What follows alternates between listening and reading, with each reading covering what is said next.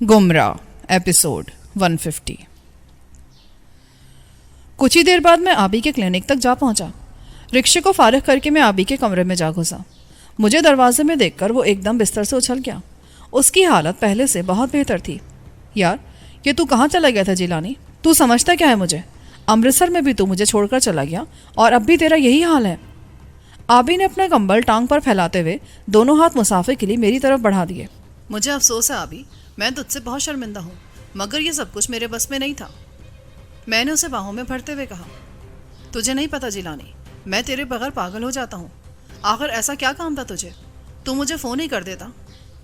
कुछ ऐसी ही बात थी आबी। ठहर, मैं ये दरवाज़ा बंद कर दूँ, इसे खुला रहने दे, कुंडी ना लगा।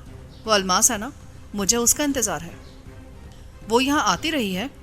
नहीं, बल्कि मैंने उसे आज फ़ोन किया था। वो घर पर ही मिल गई थी, कह रही थी कि 4 बजे आएगी। ये अच्छा किया तुमने। ठीक तरह बोली थी कि नहीं? हाँ, बड़ी मोहब्बत से बोल रही थी। शिकवा उसे ये है कि मैंने उसे इतने अरसे से भुला रखा है। उससे शादी कर लो अभी, ये बहुत ज़रूरी है। नहीं यार, ये बोझ मुझसे नहीं उठ सकेगा। वो मेरे बस की चीज़ नहीं है। पता नहीं कौन कौन उसके ताक़ुब में है। वो भी मेरा ख्याल है समझ चुकी है कि आबी उसके काम का आदमी नहीं है। खैर, देख लेंगे। आ तो लेने दे उसे, मैं खुद उससे बात करूँगा। मगर ये बता कि वो रुपया जो तू कराची से लाया था, वो किस हिसाब में जमा किया था? वो मैंने अलग हिसाब खोल दिया था भाई। तुम्हारा नंबर मुझे याद नहीं रहा था। बहुत अच्छा किया तुमने, बहुत ही अच्छा हुआ ये। खुदा का शुक्र है कि हम एक बड़ी मुसीबत से बच गए हैं। क्या मतलब? तू कहना क्या चाहता है? बात यह है आबी कि मेरी रकम पुलिस के हाथ आ गई है। ये कहकर मैंने उसे सारे वाक़यात सुना दिए। वो टिकटिकी बांधकर मेरा चेहरा देखता रहा। जब मैं चुप हुआ तो वो बड़े ही दिलगीर लहजे में बोला, ये हमारी किस्मत है जिलानी, इसमें किसी का दोष नहीं है। मगर तू फिक्र ना कर, रुपया मेरे हिसाब में जमा है। मैंने तुझे बहलाने के लिए कह दिया था कि तेरे हिसाब में डाल दिया है। वाकई हम बहुत बड़ी मुसीबत से बच गए, मगर वो रुपया है उसी बैंक में। उसकी परवाह ना करो, उस तक तो तुम आसानी से पहुंच सकते हो। मगर मेरा रुपया बर्बाद हो गया। नहीं यार, उस मैनेजर का तो मैं पेट चाक कर दूंगा। फिक्र ना कर, हम उससे कल ही मिल लेंगे। 12-14 लाख की बात है। वो तो हर वक्त बैंक में जमा रहता है, किसी नोटिस की भी ज़रूरत नहीं होती। कुछ ना कुछ तो ज़रूर करना पड़ेगा। मगर अब ये बता कि मैं क्या करूं? वारसी और कादिर को तो मैं ख़त्म कर आया हूं। बहुत अच्छा किया तुमने। उनसे तुम इसी तरह बच सकते थे। जहाँ 100 वहाँ 125। क्या फ़र्क पड़ता है? बहुत से लोगों का खून हमारे सर पर है, एक ही बार हिसाब दे लेंगे। मगर यार, अगर उस बड़े साहब को मैं नहीं बचाता तो वो मैदान मार गए थे। उनसे भी निपट लेंगे हम। उन बैरों की तो तिक्का बोटी कर देंगे। समझा क्या उन लोगों ने हमें? और वो मेरी 50,000 की रकम भी वहीं रह गई। पता नहीं वो मिलती भी है कि नहीं। मिल जाएगी, वरना बड़े साहब से ले लेंगे। अभी हम अलमास से मिल लें, फिर तुम कल सुबह उनके पास चले जाना। उस आलिया का भी पता चला कि नहीं? नहीं यार, उसके बारे में कुछ मालूम करने की फुर्सत ही कहाँ मिली मुझे। देख, तू अभी शाम को मलिक अशरफ के यहाँ फ़ोन कर। अगर ढिल्लो साहब वहाँ हो तो उनको इधर ही बुला ले। मेरा ख्याल है वो रकम उनके पास होगी। ब्रीफ केस में धरी थी ना? हाँ, उनसे भी पूछ लेते हैं। हो सकता है वो अभी तक वहाँ पर ही हो। वैसे तेरा क्या हाल है? मैं पहले से बेहतर हूँ, मगर अभी चल नहीं सकता। कोई 5-6 दिन और लग जाएंगे। ठीक है, मैं भी अब इधर ही ठहरता हूँ। तू तंदुरुस्त हो जाए तो फिर हम बैंक चलेंगे। उस वक्त तक तो मामला ठंडा हो चुका होगा। हाँ, मारो उस मैनेजर को पकड़ कर। बदमाश ने सख्त बदयानती की है। मेरा ख्याल है उसकी किसी अजीज़ को उठा लो, साला खुद ही रोता हुआ आएगा। सीधी तरह काम नहीं बना तो मुझे यही करना पड़ेगा अभी। 4 बजने में अभी 5 मिनट बाकी थे कि किसी ने आबी के कमरे पर दस्तक दी। हम दोनों एकदम संभल कर बैठ गए। आबी बोला, अंदर आ जाएं। दरवाजे का पट खुला तो मैं समझा कमरे में नूर की बारिश होने लगी है। हमारे सामने अलमास खड़ी थी। वो क्लिनिक तक तन्हा आई थी।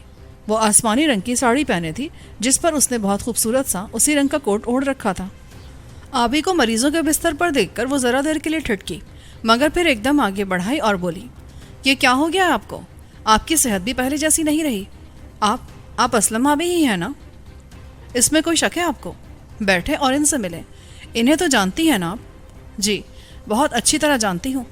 क्या हाल है आपका जिलानी साहब? मैं बिल्कुल ठीक हूँ, अगरचे मेरा बाजू भी ज़ख्मी है। कमाल है, ऐसी कौन सी जंग लड़ी है आपने? हुआ क्या था? बस ऐसे ही कुछ फसाद हो गया था। आप कहिए। मेरा ख्याल है आप मंगनी के बाद आबी से पहली बार मिल रही हैं। हाँ, बात कुछ ऐसी है। इन्होंने भी तो कमाल कर दिया। میرا کبھی نے خیال ہی نہیں آیا۔ جی نہیں، آپ کے بارے میں جب بھی پتہ کیا یہی معلوم ہوا کہ آپ بہت مصروف ہیں، کبھی آپ کہیں ہوتی ہیں تو کبھی کہیں۔ میں واقعی بہت مصروف رہی، مگر مجھ سے ملنا کیا مشکل تھا، گاڑی اور ہوائی جہاز ہر طرف چلتے ہیں۔ اس عرصے میں مجھے آپ کی والدہ سے ملنے کا اتفاق ہوا، مگر مجھے لگتا ہے کہ وہ مجھ سے ناراض ہی گئی ہیں۔ وہ آپ کی زیادتی تھی الماس، انہیں آپ کو ماں کا درجہ دینا چاہیے تھا۔ مجھے احساس ہے، مگر ان کا رویہ بہت ہی غلط تھا۔ میرا خیال ہے وہ مجھے سمجھ ہی نہیں سکی ہیں، پتہ نہیں وہ مجھ سے کیا توقع رکھتی تھیں۔ ان کو راضی رکھنا آپ کا فرض ہے الماس، وہ واقعی آپ سے مل کر خوش نہیں ہوئی۔ میں انہیں منا لوں گی آبی صاحب، مگر یہ بتائیں کہ آپ ہیں کس چکر میں، اور آپ کے ارادے کیا ہیں؟ ارادے کچھ بھی نہیں، جو آپ چاہیں گی وہی ہوگا۔ میرا تو خیال ہے ہمیں اس ہفتے شادی کر لینی چاہیے، پھر آپ اطمینان سے پردے دار بیویوں کی طرح گھر بیٹھا کریں اور میں کام کروں گی۔ جی نہیں، بلکہ آپ کو یہ فلم سازی چھوڑنی ہوگی اور میری جاگیر پر جا کر رہنا ہوگا۔ سوچیں گے، پہلے تو آپ بیاہ کی تاریخ مقرر کریں۔ ٹھیک ہے، میں ماں جی سے بات کر لوں گا، پھر میں آپ کو بتاؤں گا۔ ابھی تو شاید مجھے 5-6 دن یہاں رہنا پڑے۔ ہاں، ان سے مشورہ تو بہت ضروری ہے۔ شادی نہایت سادہ طریقے سے ہوگی، میں دھوم دھڑکا پسند نہیں کرتی، امید ہے کہ آپ بھی یہی چاہتے ہوں گے۔ وہ بھی دیکھ لیں گے۔ آپ یہ سنائیں کہ وہ آپ کا بھاول پوری عاشق تو پھر نہیں آیا؟ آیا تھا، اور اس نے اب تک میرا پیچھا نہیں چھوڑا۔ ہو سکتا ہے وہ ہماری شادی پر کوئی بدمزگی پیدا کر دے۔ آخر وہ چاہتا کیا ہے؟ وہ مجھے چاہتا ہے جناب، اور کیا چاہے گا؟ الماس نے مسکراتے ہوئے کہا۔ میں نے انہیں جان بوجھ کر تنہا چھوڑا اور پلنگ سے اٹھ کر تیزی سے باہر نکل گیا۔ دروازہ میں نے بند کر دیا تاکہ وہ اطمینان سے بات کر سکیں۔ بہت دن پہلے آبی اپنی ماں کے سامنے کہہ چکا تھا کہ وہ الماس سے کوئی تعلق نہیں رکھے گا۔ اس کے دل میں وہ پہلا سا جوش و جذبہ بھی نہیں رہ گیا تھا، مگر اب جیسے ہی وہ اس کے سامنے آئی وہ پگھل کر پانی ہو گیا۔ بلکہ اس نے خود اسے فون کیا تھا کہ وہ آئے اور اس سے کلینک میں ملے۔ وہ بیمار ہے، زخم خوردہ ہے، کئی گولیاں اس کے جسم میں دھنس گئی ہیں۔ یہی کچھ بتایا ہوگا اس نے الماس کو، اور الماس اس کے حجلہ ویرا میں قیامت بن کر آدم کی تھی۔ مگر اداکارہ میں جس عورت کی آبی کو تلاش تھی وہ اسے الماس کے وجود میں کہاں مل سکتی تھی؟ اس میں خود بینی اور خود نمائی کا جذبہ اتنا شدید ہوتا ہے کہ وہ کسی مرد کو شوہر کے روپ میں دیکھ ہی نہیں سکتی۔ پتہ نہیں آبی نے کیسے اس تک رسائی حاصل کر لی تھی۔ مجھے یقین تھا کہ الماس کو آبی کی اصل زندگی کے بارے میں بہت کچھ معلوم ہو چکا ہوگا، مگر پھر بھی وہ ابھی تک اس رشتے کو توڑنے پر آمادہ نہیں تھی۔ خدا جانے وہ اس سے کیا چاہتی تھی۔ خبر یہ بھی مشہور تھی کہ اس کی بہت سی فلمیں ناکام ہو چکی تھیں اور اب فلم ساز اسے پہلی سی توجہ نہیں دیتے تھے، اسے دوسرے درجے کی اداکارہ سمجھنے لگے تھے، اور شاید اسی وجہ سے اس نے آبی کو اپنا شوہر تسلیم کر لیا تھا۔ میں کلینک کی عمارت سے باہر نکل کر لان میں جا ٹھہرا۔ میرے بازو میں اس وقت درد اٹھنے لگا تھا اور میں سوچ رہا تھا کہ کلینک کے کسی ڈاکٹر سے زخم پر پٹی کروا لوں گا۔ ابھی میں وہاں سے ہٹنے کا ارادہ کر ہی رہا تھا کہ مجھے ایک ٹیکسی گیٹ کے اندر آتی دکھائی دی۔ شام کے جھٹپٹے نے عمارت کو اپنی لپیٹ میں لے لیا تھا اور بتیاں جل گئی تھیں۔ وہ ٹیکسی مجھ سے چند قدم دور آ کر رک گئی، اور میں یہ دیکھ کر حیران رہ گیا کہ اس میں سے مستان شاہ باہر نکل رہا تھا۔ اس نے ڈرائیور کو کرایہ دے کر فارغ کیا تو میں ایک دم اس کے پاس جا پہنچا۔ ٹیکسی آگے نکلی تو اس نے مجھ پر اچٹتی سی نظر ڈالی اور عمارت کے اندر کی طرف جانے لگا۔ مستان شاہ جی، میں نے اس کے کندھے پر ہاتھ رکھ دیا۔ وہ ایک دم رک سا گیا اور بڑے غور سے مجھے دیکھ کر بولا، کیا بات ہے، مجھ سے کچھ کہا آپ نے؟ ہاں، تمہارا نام مستان شاہ ہے نا؟ جی، یہی نام ہے میرا، مگر آپ مجھے کب سے جانتے ہیں؟ میرا خیال ہے کہیں الگ بیٹھ کر بات کرتے ہیں۔ کوئی خاص کام ہے آپ کو ادھر؟ جی ہاں، میرا بھائی یہاں کام کرتا ہے، کرمان شاہ، میں اسے ملنے آیا ہوں۔ آؤ ادھر آؤ میرے ساتھ، میرا خیال ہے ہم عقبی حصے میں بیٹھتے ہیں، مجھے تم سے کچھ ضروری باتیں کرنی ہیں۔ میرے بازو کی گرفت اس کے شانے پر مضبوط ہو گئی تھی، وہ شاید اس کا عادی نہیں تھا۔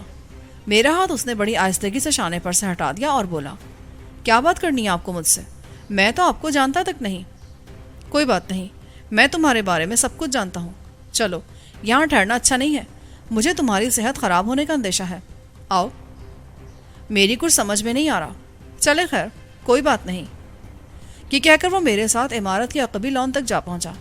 اب فرمائیے، میرے پاس زیادہ وقت نہیں ہے جناب، میں بہت جلدی میں ہوں۔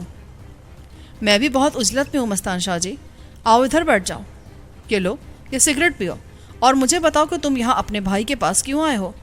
کیا مطلب؟ وہ بھائی ہے میرا، میں اسے جب چاہوں مل سکتا ہوں۔ مجھے سارے واقعات کا علم ہے مستان شاہ۔ میں نے اسے خواہ مروب کرنا چاہا۔ اس نے جس انداز سے جینا کو چاکلیٹ دینے چاہے تھے، اس سے مجھے اندازہ ہو گیا تھا کہ وہ کس قسم کا آدمی ہے۔ اسی لیے میں نے اس سے کہا، لڑکیوں کے بارے میں تمہارے سارے چکر مجھے معلوم ہیں۔ اچھا، مگر آپ ہیں کون؟ یہ بات آپ کو کیسے معلوم ہے؟ اس کا رنگ ہلدی ہونے لگا۔ میرا خیال ہے وہ لرزنے لگا تھا۔ اگر تم مجھے وارسی صاحب کے بارے میں زیادہ تفصیل سے بتا سکو تو میں تمہاری بچت کی کوئی صورت دیکھ سکتا ہوں۔ کیا مطلب؟ میں کیا بتاؤں ان کے بارے میں؟ یہی کہ وہ مقصود اور قادر بٹ کیا کام کرتے ہیں، وارسی صاحب کی سیاسی سرگرمیاں کیا ہیں، ہوٹل النور کے بارے میں تمہیں کیا کچھ معلوم ہے۔ ویسے میں تمہیں یہ بتا دوں کہ میں نے چاہا کہ میں اسے وارسی کی موت کی خبر دوں، مگر پھر میں نے اپنا یہ ارادہ ترک کر دیا۔ یہ خبر اسے سب سے آخر میں معلوم ہونی چاہیے تھی۔ مگر مجھے کیسے پتا چلے گا کہ میں نے یہ بات صحیح آدمی کو بتائی ہے؟ تم مجھ پر بے دھڑک اعتبار کر سکتے ہو مستان شاہ، میں تمہارا رازدار ہوں۔ جی میں سمجھ رہا ہوں۔ تو پھر بتاؤ نا کہ آخر وہ لوگ کیا کام کرتے ہیں۔ کل شام ملک اشرف کی کوٹھی میں ایک نجی دعوت میں گولی چل گئی تھی، بہت سے لوگ مر گئے تھے۔ تمہیں پتا ہے اس بات کا؟ جی ہاں، مجھے معلوم ہے، اور وہ النور کے بیروں کا کام تھا۔ دراصل بیروں کی شکل میں وارسی کی پارٹی کے 4 آدمی وہاں جا گھسے تھے۔ وہ بڑے صاحب کو مار دینا چاہتے تھے، مگر ان کی سازش ناکام ہو گئی۔ مجھے ملک اشرف کی کوٹھی سے کس نے اغوا کیا تھا اس کا مجھے علم نہیں ہے۔ وہ کار مقصود چلاتا ہے، میرا خیال ہے وہی لوگ آپ کو لائے تھے۔ اچھا، مجھے ان کے بارے میں مکمل معلومات کی ضرورت ہے۔ دیکھیں، النور سے معشوق علی، غوث، نذیر اور محسن آئے تھے بیروں کے روپ میں۔ وہ دراصل اس پارٹی کے کارکن ہیں اور ایسے دہشت گرد ہیں کہ پولیس اب تک ان کا سراغ نہیں لگا سکی۔ ان کو حسنین لانگاہی صاحب کی پناہ حاصل ہے۔ حسنین لانگاہی؟ یہ کون صاحب ہیں؟ یہ وزیر آباد کے ایک صنعت کار ہیں۔ ان کا کارخانہ گھکڑ کے قریب ہے اور وہ 4 آدمی انہی کی کوٹھی میں رہتے ہیں۔ حسنین لانگاہی، رہائش کہاں ہے ان کی؟ وزیر آباد میں، بڑی سڑک پر پیٹرول پمپ سے باہر ان کی کوٹھی ہے۔ اور کچھ؟ میں آپ کو بتا تو دوں، مگر مجھے ڈر لگتا ہے، ان کے ارادے بہت ہی غلط ہیں۔ تمہیں ڈر کس بات کا ہے؟ میں نے دراصل اس کمرے سے نکلتے ہوئے وارسی کو ختم کر دیا تھا۔ وہ میرا راستہ روک رہا تھا۔ میرا خیال ہے میں نے مقصود کو بھی قتل کر دیا تھا۔ واقعی؟ یہ کیسے کہہ سکتے ہیں آپ؟ میں جھوٹ نہیں کہہ رہا، وہ میرا راستہ روک رہے تھے، مجھے اغوا کر کے لے گئے تھے۔ ان سے میں اسی طرح جان چھڑا سکتا تھا۔ مقصود کا پستول بھی میں ساتھ لے آیا ہوں۔ یہ کہہ کر میں نے اسے جیب سے پستول نکال کر دکھا دیا۔ اسے کچھ اطمینان سا ہوا۔ وہ بولا، وہ میں نے وارسی صاحب کی باتیں سنی ہیں۔ آج صبح وہ حسنین بھی وہیں تھا اور محسن بھی، وارسی صاحب کی کوٹھی میں۔ کیا کہہ رہے تھے وہ؟ دوسری پارٹی کا ایک اجلاس کل ہونے والا ہے ساہیوال میں، کل صبح 10 بجے۔ اچھا، پھر؟ وہ لوگ یہی باتیں کر رہے تھے۔ حسنین سے وارسی صاحب کہہ رہے تھے کہ وہ لوگ کسی نہ کسی طرح اس اجلاس میں پہنچ کر کوئی دھماکہ خیز بم وہاں رکھ دیں۔ دراصل وہ لوگ یہ چاہتے ہیں کہ پارٹی کے تمام سرکردہ لوگوں کو ایک ہی حلے میں ختم کر دیا جائے۔ نہیں یار، وارسی ایسی جرات نہیں کر سکتا۔ وہ تو بقول آپ کے اب اس دنیا میں نہیں رہا، مگر وہ بھی یہی کہہ رہا تھا۔ اچھا، پھر کیا طے ہوا؟ حسنین کو وارسی صاحب نے اس کام پر آمادہ کر لیا تھا۔ اسے انہوں نے 2 لاکھ روپے بھی دے دیے تھے اور طے یہ پایا تھا کہ حسنین اکیلا ہی یہ کام کرے گا۔ وہ کس طرح؟ اس کا مجھے علم نہیں ہے، پتہ نہیں وہ کیا طریقہ اختیار کرے۔ میرا خیال ہے کہ حسنین تنہا یہ کام نہیں کر سکے گا، ہو سکتا ہے رامے اس کے ساتھ ہو۔ رامے؟ یہ کس بلا کا نام ہے؟ یہ وہی آدمی جس کے ذریعے رات ملک اشرف علی کے ہاں ان بیروں کو پستول مہیا کیے گئے تھے۔ امرتسر کا رہنے والا ہے۔ امرتسر کا؟ یہ کیا کہہ رہے ہو تم؟ جو کچھ مجھے معلوم ہے میں وہی آپ سے کہہ رہا ہوں۔ انہیں ان سوروں کی بھی مدد حاصل ہے۔ وہاں کوئی بھنڈاری صاحب ہے، ایس کے بھنڈاری، وہ ان کی ہر طرح سے مدد کر رہا ہے۔ تو یہ بات ہے، تم نے بہت زبردست معلومات فراہم کی ہے مستان شاہ، میں تمہارا شکر گزار ہوں۔ مگر یہ بتاؤ کہ وہ کوناری صاحب کیا چیز ہے؟ ملک اشرف کی کوٹھی میں بھی وہ موجود تھے۔ وہ بھی وارسی صاحب کے پاس اکثر آتے رہتے ہیں اور وہ پارٹی کے بڑے اہم رکن ہیں۔ اس کا مطلب یہ ہے کہ حکومت کے خلاف ایک باقاعدہ محاذ کھل چکا ہے، جس میں سعید الدین، علی نواز کوناری، وقار الہی جنجوا، مرتضیٰ علی وارسی اور خدا معلوم کون کون لوگ شامل ہیں۔ تمہیں یقین ہے کہ ساہیوال میں وہ لوگ دھماکہ ضرور کریں گے۔ اگر جلسہ وہاں ہوا تو رامے اور حسنین وہاں ضرور پہنچیں گے۔ میرا خیال ہے کہ تم کہیں ادھر ادھر جانے کے بجائے میرے ساتھ رہو، میں تمہیں تحفظ دوں گا، میرے ساتھ آؤ۔ یہ کہہ کر میں مستان شاہ کو ساتھ لے کر کلینک سے باہر نکل گیا۔ اس نے مجھے بڑی ہی خوفناک باتیں بتائی تھیں۔ ان کی سازش اگر کامیاب ہو گئی تو پھر کچھ بھی باقی نہیں رہے گا۔ اس جلسے میں بڑے صاحب بھی شامل ہو گئے۔ اجلاس بہت اہم تھا۔ مستان شاہ سے مجھے یہی معلوم ہوا تھا۔ ضروری تھا کہ میں ستناجہ صاحب کو صورتحال سے آگاہ کر دیتا۔ وہی ایسے آدمی تھے جو اس کارروائی کو رکوا سکتے تھے۔ क्लिनिक से निकलते ही मैंने एक टैक्सी रोकी और उसमें बैठकर हम उसी वक्त सतनाजा साहब की कोठी की तरफ चल दिए। उनसे मेरा मिलना निहायत ज़रूरी था। अब हम कहाँ जा रहे हैं? मस्तान शाह ने कुछ ना समझते हुए कहा। हमें इस मामले का तदारक करना है मस्तान शाह, वरना तो पार्टी तबाह हो जाएगी। दुश्मन के हाथ तो बहुत ही लंबे हो गए हैं। पर हम जा कहाँ रहे हैं? आप मुझे किसी नई मुसीबत में ना फंसा दें। कुछ नहीं होगा तुम्हें, मैं तुम्हारे साथ हूँ भाई, तुम मेरी पनाह में हो, कोई तुम्हारा कुछ नहीं बिगाड़ सकता। ठीक है सरदार साहब, आप बहरहाल मुझे अगर जाने देते तो ये आपकी मेहरबानी होती, तुम फिक्र ना करो। मगर आपको उससे क्या ताल्लुक़ है? यही बात मेरी समझ में नहीं आई। वारसी ने मुझे बिला वजह अगवा नहीं किया था। अब तुम चुपचाप बैठे रहो। जिस आदमी से मैं तुम्हें मिलवा रहा हूँ उसको तुम सब कुछ तफसील से बता दोगे। सतनाजा की कोठी पर पहुंचकर हमने टैक्सी को फारिग किया और गेट पर खड़े आदमी तक जा पहुंचे। वो कोई दूसरा आदमी था। मेरा नाम सरदार करीम नवाज है, मैं सतनाजा साहब से मिलना चाहता हूँ। वो अभी अभी वापस आए हैं, ठहरे मैं उनको इत्तला देता हूँ।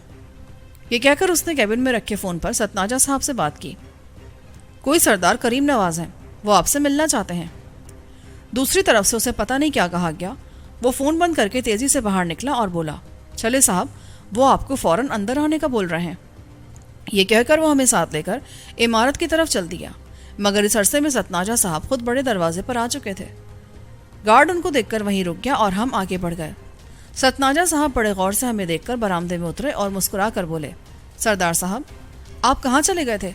आपने तो हमें बिल्कुल पागल कर दिया। मैं एक मखमसे में फंस गया था सतनाजा साहब। अस्सलाम वालेकुम, ये मेरे दोस्त हैं मस्तान शाह, आपको इनसे मिलवाने के लिए लाया हूँ। मस्तान शाह? ये कौन साहब है? मैंने इन्हें पहले कभी नहीं देखा। ये मुनहरिफ आदमी है, वारसी और सईदुद्दीन का साथी। मुझे ये इत्तेफाकन मिल गया था और इसके पास बहुत सी खबरें हैं। अच्छा, ये तो बहुत अच्छा हुआ। आए अंदर चलते हैं। ये आपको मिल कहाँ से गए? ये कहकर वो हमें साथ लेकर अपनी नशिस्तगाह में जा पहुँचे और तमाम बत्तियाँ रोशन करके बोले, आप इधर बैठे और चाय पी लें। उसने दीवार पर लगी घंटी पर हाथ रख दिया। एक मरियल सा मुलाजिम दरवाजे में नमूदार हुआ तो वो बोले, इनके लिए चाय ले आओ समदू, हो सके तो कॉफ़ी भी बना लेना। समदू वापस हुआ तो उन्होंने सोफे पर फैल कर बैठते हुए कहा, ले ये सिगरेट पिए और बताएं कि असल मामला क्या है। सतनाजा साहब, बात यह है कि कल क्या साहिवाल में पार्टी का कोई जलसा हो रहा है? कल तो नहीं, अलबत्ता बुध की शाम को वहाँ एक इजलास हो रहा है जिसमें अहम लोग शामिल होंगे। और आज पीर है, इसका मतलब है कि ये मस्तान शाह की इत्तला गलत नहीं थी। क्या मतलब? उसे हमारे इजलास से क्या दिलचस्पी हो सकती है? ये हमारे दुश्मनों के कैंप से ताल्लुक़ रखता है जनाब, और इसकी इत्तला यह है कि साहिवाल के इजलास में अब की बार वो कोई ज़बरदस्त धमाका खेज बम रखेंगे। मस्तान शाह यही इत्तला दे रहा है। सतनाजा साहब उछलकर सोफे से खड़े हो गए और सिगरेट को बड़े गुस्से से ट्रे में मसल कर एक गंभीर गाली देते हुए बोले, उनकी ये जुर्रत, मैं एक एक को फांसी लगवा दूंगा। ये हमारी हुकूमत है, कोई मजाक नहीं है। मगर इसके पास इस बात का क्या सबूत है? ये वारसी साहब का ड्राइवर था जनाब, और एक चक्कर में फंसकर हमारी तरफ आ गया है। ये कहकर मैं सतनाजा साहब को साथ लेकर कमरे के दूसरे हिस्से में चला गया। अब हमारे और मस्तान शाह के दरमियान फासला कोई 8 फुट के करीब था और वो हमारी बातें नहीं सुन सकता था। मैंने सतनाजा साहब को वो तमाम बातें बता दी जो मुझे मस्तान शाह से मालूम हुई थी। उनकी हैरत दम बदम बढ़ती चली गई। ये तो बहुत बुरा होगा सरदार साहब, इजलास के लिए तो हमने सब लोगों को इत्तला दे दी है और दिन बीच में एक ही रह गया है। यही तो मैं कह रहा हूँ, आप किसी न किसी तरह ये इजलास मुलतवी करा दें। मगर कैसे? मेरे पास सबूत क्या है? उन्हें बता दें कि मोतबर ज़राए से मालूम हुआ कि इजलास में ज़बरदस्त तबाही मचेगी। इस अरसे में आप रामे और हसनैन को गिरफ्तार कर लें और दूसरे 4 आदमियों को भी। नहीं सरदार साहब, वो कोनारी, जंजुआ और सईदुद्दीन हमारे हाथ से निकल गए थे, हम उन पर हाथ नहीं डाल सके। कोई सबूत भी तो नहीं था हमारे पास। और वो कबीर और अब्दुल, उनका क्या बना? वो अभी तक हवालात में है। पुलिस ने उन पर बहुत तशद्दुद किया है, पर वो अभी तक कुछ नहीं बोले, साफ इनकार करते हैं। ये तो बहुत बुरा हुआ, हालांकि असल मुजरिम वही हैं। उन्हें रामे ने पिस्तौल मुहैया किए थे, हसनैन भी उन्हीं का साथी है। मगर उनका पता तो आपके पास भी नहीं होगा। नहीं, मगर मस्तान शाह से हम पूछ सकते हैं, तो उससे पूछे ना कि वो लोग कहाँ रहते हैं और वो यहाँ किसकी पनाह में हैं। इस सिलसिले में आप सबसे पहले तो कादिर भट्ट और मकसूद को गिरफ्तार करें। वारसी को तो मैं ख़त्म कराया था, वो किसी तरह मेरी जान ही नहीं छोड़ रहे थे। खुदा ही खैर करे, हालात पता नहीं क्या से क्या हो जाए। बहरहाल उन दोनों को तो मैं आज ही गिरफ्तार कर लेता हूँ। ये कहकर वो मस्तान शाह की तरफ लपके और बोले, ये बताएं शाह जी कि ये लोग किसकी पनाह में हैं اور اس وقت کہاں ملیں گے؟ میرا مطلب ہے کہ قادر بٹ، مقصود، حسنین اور رامے کس قیمہ پر یہ کام کر رہے ہیں؟ ان کا صحیح ٹھکانہ مجھے معلوم نہیں ہے، یہ صرف وارسی صاحب ہی بتا سکتے تھے، پر سردار صاحب کا کہنا ہے کہ وہ انہیں ہلاک کر چکے ہیں۔ تو پھر ہم ان پر کیسے ہاتھ ڈال سکتے ہیں؟ ان کا ٹھکانہ تو ہمیں معلوم ہونا چاہیے۔ جہاں تک مجھے یاد پڑتا ہے، میں وارسی صاحب کو ساتھ لے کر کوئی 2 ہفتے پہلے میکلوڈ روڈ کے ایک ہوٹل میں گیا تھا۔ وہ معمولی سا ہوٹل ہے، ریلوے اسٹیشن کے پاس۔ رامے ہمیں وہیں ملا تھا۔ کیا نام ہے اس ہوٹل کا؟ کہکشاں ہوٹل۔ وہاں بہت سے لوگ رہتے ہیں، بہت سستا ہوٹل ہے۔ رامے کا حلیہ کیا ہے؟ مولویوں جیسی صورت ہے اس کی، داڑھی رکھے ہوئے ہے۔ اچھا، اس ہوٹل کو بھی ہم دیکھ لیتے ہیں، ہو سکتا ہے رامے ابھی تک وہیں ہو۔ اس کو اگر آپ پکڑ سکیں تو ہمیں ان لوگوں کے خلاف ایک ٹھوس ثبوت مل سکتا ہے۔ ٹھیک ہے، میں ابھی نولکھا تھانے میں فون کرتا ہوں۔ یہ کہہ کر وہ دوسرے کمرے میں جا گھسے۔ جب وہ واپس آئے تو بولے، میں نے آدمی وہاں بھیج دیے ہیں، رامے کا حلیہ بھی انہیں بتا دیا ہے، دیکھیں کیا بنتا ہے۔ اچانک ستناجا صاحب مجھے بھی بازو سے پکڑ کر کمرے کے کونے میں لے گئے اور بولے، مجھے یہ بتائیں، آخر یہ اپنے مالک سے متنفر کیسے ہو گیا؟ آخر اس کے راز ظاہر کر دینے میں کون سی مصلحت ہے؟ میں ابھی تک کچھ سمجھ نہیں سکا۔ بس سمجھ لیں کہ اس کی وارسی صاحب سے نہیں بن سکی، کوئی لڑکی بیچ میں آ گئی تھی جس کی وجہ سے یہ ان سے الگ ہو گیا۔ اتنے میں سمدو چائے لے کر آ گیا۔ وہ کھانے کے لیے ڈھیر ساری چیزیں بھی لایا تھا۔ میرا خیال ہے مستان شاہ اس روز دوپہر کا کھانا نہیں کھا سکا تھا، وہ ان چیزوں پر ٹوٹ پڑا۔ ہم نے چائے کی ایک ایک پیالی لی اور اس سے قدرے فاصلے پر بیٹھ کر پینے لگے۔ ستناجا صاحب کسی گہری سوچ میں ڈوبے تھے۔ ان کی سمجھ میں نہیں آتا تھا کہ وہ اتنے بڑے اجلاس کو کس طرح ملتوی کر دیں۔ سمدو، ان کو ساتھ لے جا کر ادھر کمرے میں سلا دو۔ شاہ جی، میں نے آپ کے ٹھہرنے کا بندوبست یہیں کر دیا ہے۔ مستان شاہ نے ہونقوں کی طرح ستناجا صاحب کو دیکھا اور بولا، نہیں جناب، میں بھلا یہاں کیسے سو سکتا ہوں؟ آپ ابھی ادھر ہی رہیں گے شاہ جی، فکر نہ کریں، آپ کے تحفظ کی میں ضمانت دیتا ہوں۔ یہ کہہ کر ستناجا صاحب نے فون پر کسی سے کوئی بات کی۔ کوئی گلزاد خان ہیڈ کانسٹیبل تھا، وہ انہی کو ہدایت کر رہے تھے کہ جس آدمی کو وہ بھیج رہے ہیں اس کا وہ ہر طرح سے خیال رکھیں۔ آپ جائیں شاہ جی، یہاں آپ کو گھر جیسا آرام ملے گا، کوئی تکلیف نہیں ہوگی۔ سمدو نے ان کے حکم کی تعمیل کی اور مستان شاہ کو وہاں سے لے کر ساتھ باہر چلا گیا۔ مستان شاہ ذہنی طور پر اس قدر مغلوب اور عاجز آ چکا تھا کہ اس کی اپنی کو مرضی ہی نہیں رہ گئی تھی۔ وہ مجھ پر ایک اچٹتی سی نظر ڈال کر کوئی سوال کیے بغیر باہر نکل گیا۔ اس کے جاتے ستناجا صاحب میری طرف دیکھتے ہوئے بولے، میں آپ کو ساتھ لے کر ابھی رامے کے پاس پہنچنا چاہتا ہوں، میں خود اس سے تفصیل معلوم کروں گا۔ مگر یہ اچھی بات نہیں ہوگی، پتہ نہیں وہ کیسا آدمی ہے، کتنے گرگے اس کے پاس ہیں، اس پر ہم دونوں حاوی نہ ہو سکیں گے۔ مجھے آپ جانتے نہیں ہیں سردار صاحب، یہ وردی میں نے بلا وجہ نہیں پہن رکھی، یہ عہدہ مجھے بخشش میں نہیں ملا ہے، پارٹی کے دشمنوں تک مجھے خود پہنچنا پڑتا ہے۔ اجلاس کا کیا سوچا آپ نے؟ اس کا بندوبست بھی میں کر لوں گا، بڑے صاحب سے آج رات ہی میری ملاقات ہوگی، وہ خود دیکھ لیں گے۔ اطلاع آپ کی مجھے درستی معلوم ہوتی ہے۔ یہ کہہ کر وہ لباس تبدیل کرنے کے لیے دوسرے کمرے میں چلے گئے۔ کوئی آدھے گھنٹے بعد وہ واپس آئے تو اس وقت وردی اتار کر آئے تھے۔ مجھے ساتھ لے کر وہ عمارت سے باہر نکلے اور پھر کار گیٹ سے باہر نکال کر مال روڈ پر ڈال دی۔ میکلوڈ روڈ وہاں سے زیادہ دور نہیں تھا۔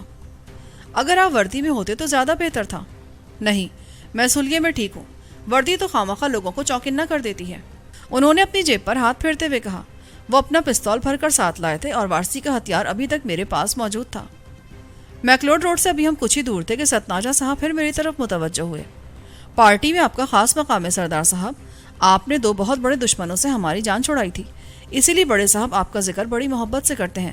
مگر جو کہانی آپ نے سنائی ہے وہ میری سمجھ میں نہیں آئی، وہ ملک اشرف کیا سے آپ کو کیسے اٹھا کر لے گئے؟ میں نے آپ کو بتایا تو ہے، بڑے ذلیل لوگ ہیں وہ ستناجا صاحب، ہر بار استعمال کر جاتے ہیں۔